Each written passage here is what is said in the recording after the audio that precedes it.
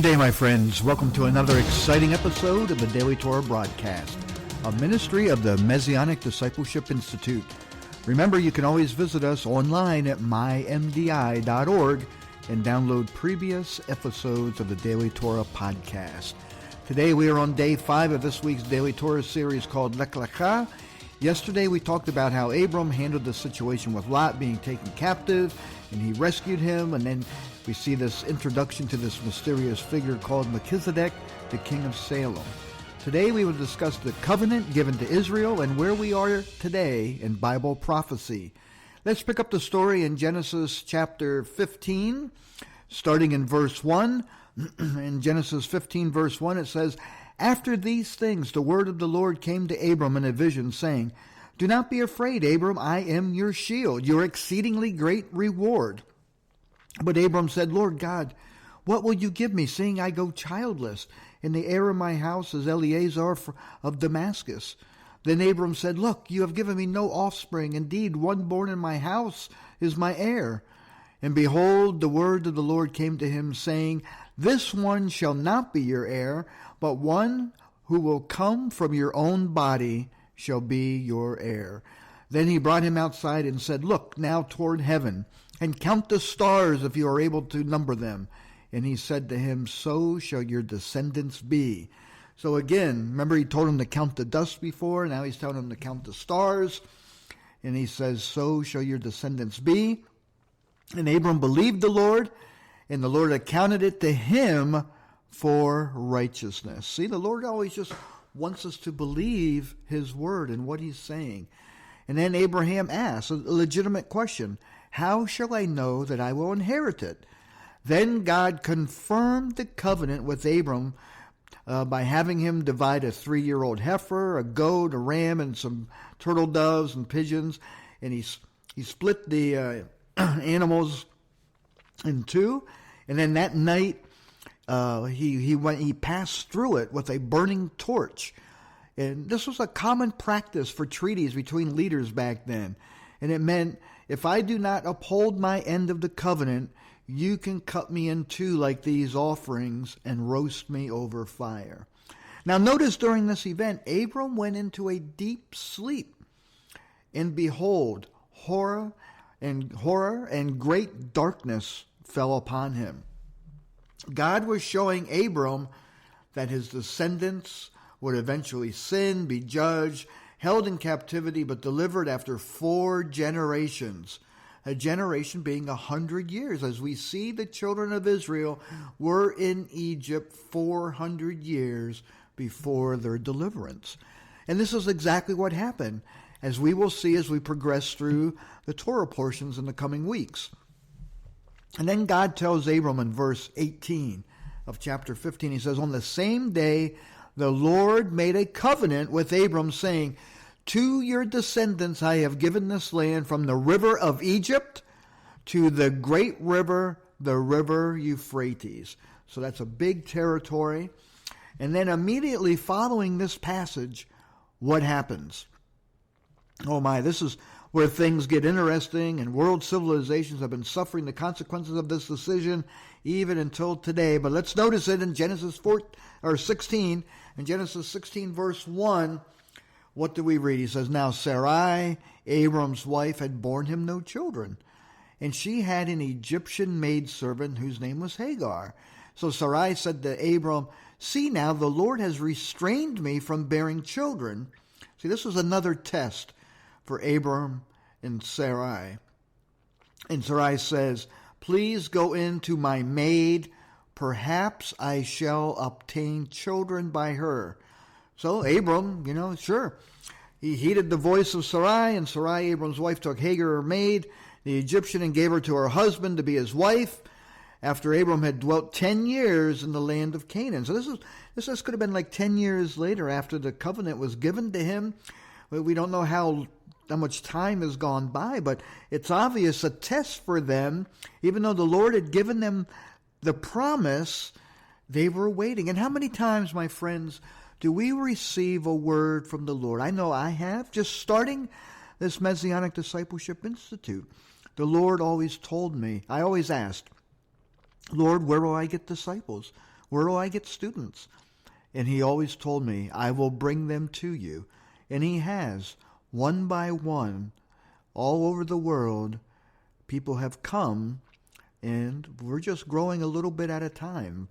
We don't have a lot of quantity, but we have quality people who are serving the Lord and learning their Hebraic roots and learning how to raise up new congregations and to shepherd the flock, to feed the flock, and to tend to the flock.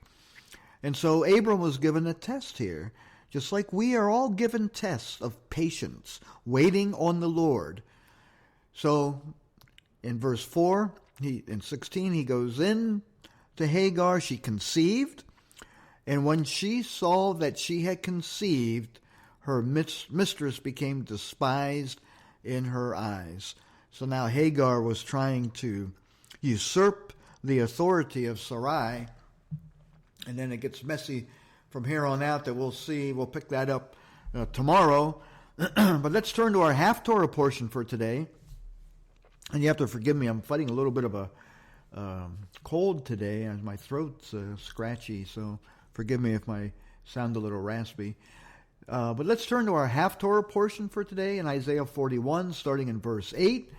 God continues to confirm and encourage Israel, and really we who are grafted into the natural olive tree. He says, but you, Israel, my servant, Jacob, whom I have chosen. Now, we haven't gotten into the birth yet of Jacob, but we will. But you know who Jacob is. His name was changed to Israel. So he says, my servant Israel, Jacob, whom I am chosen, the seed of Abraham, my friend. So God calls Abraham his friend. You whom I have taken hold of from the ends of the earth and called from its corners, and said to you, you are my servant, I have chosen you, and have not cast you away. Don't you be afraid, for I am with you. Don't be dismayed, for I am your God. I will strengthen you. Yes, I will help you. Yes, I will uphold you with the right hand of my righteousness. So what tremendous promises that God gives to Israel, just as he gave to Abraham, his friend. And what have we seen? Well, after the original Exodus, and when we get into that, I'll tell you why they had to serve in Egypt 400 years. There's a reason for that. But after the Exodus, they came back. They conquered the land. They had to wander in the wilderness for 40 years because of the golden calf incident. But then they conquered the land. They established a kingdom. And then this kingdom split during Solomon's reign in sin. Both ended up going into captivity. The northern kingdom of Israel in 722 AD. And then Judah in 586 BC by the Babylonians. Israel, the northern 10 tribes, they never returned. After Assyria took them captive, they were dispersed throughout the four corners of the earth. Then when Judah went into captivity, they returned 70 years later under the prophets Ezra and Nehemiah, and they rebuilt the temple, and it stood until 70 AD, some 40 years after Yeshua's death and resurrection, and the people once again were scattered all around the world when the Roman Empire fell. Now, some remained in the land, but very few, because then the Ottoman Empire eventually conquered the area. I mean, the Ottoman Empire started in like 1200s, longest serving empire in world history. Well, you never hear much about it. But they conquered the land in 1517 until Great Britain delivered the Holy Land after World War I in 1917, exactly 400 years later. What a parallel account here. It's amazing. Only God can do this. Then the Balfour Declaration was drawn up, which would have given Israel all the current land and Jordan. But the Arabs, they fought over it. They would not agree. The UN got involved, which was the League of Nations back then, and they wanted to control the land. It's a demonic entity, the UN, and they wanted Jerusalem. They wanted to capture Jerusalem because they knew if Israel returned, if Jerusalem and the temple were rebuilt, that the Messiah would return. So Satan was doing everything he can to stop that from happening. And then we entered into World War II in the late 30s and 40s, and then the Holocaust, and finally the rebirth of the nation of Israel on May 14th, 1948. Now, just as God said, it is saying in Isaiah, he will draw them back from the four corners of the earth, that he has chosen them and not cast them away, as many Christian and Catholic churches thinking they have replaced Israel with their replacement theology, but nothing could be further from the truth. We are all grafted in. There are tens, if not hundreds of thousands of Messianic Jewish believers in the land, and all around the world. There's many in the land and all scattered around the world.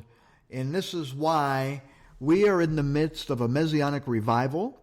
Many are being drawn back to their Hebraic roots. The fullness of the Gentiles is almost full, and when it is, the Messiah will return. Now, Yeshua said an interesting key to his return in Matthew 24. And sorry, I don't have time to read it all in its entirety, but please do so when you have some quiet time. But in Matthew 24:34, after giving us all the end-time events and the tribulation that is yet to come, Yeshua says, "Assuredly I say to you, this generation will by no means pass away till all things take place. Heaven and earth will pass away, but my words will by no means pass away." So there we see this term generation again, which if we tie back to Genesis and Abram's horror that he dreamed, God said it would be 4 generations, and we know the Israelites were in Egypt 400 years. So could it be that 100 years, one generation after 1948, the rebirth of Israel, Yeshua could return? It's something to be mindful of, but don't wait until then to make your calling and election sure, because it'll be too late. For he says darkness is coming upon the earth, and it is already here. But he says it will not pass away, and it could be years before. We don't know. But I think we can all agree, looking at world conditions and the anti-Messiah movement growing in the world, we are in for some dark days ahead, my friends. But take heart, there is light at the end of the tunnel, and true peace is coming soon. So until tomorrow, we'll pick it up there. Meditate on these words. Share this on your social media with your family and friends. And then until tomorrow, blessings and shalom.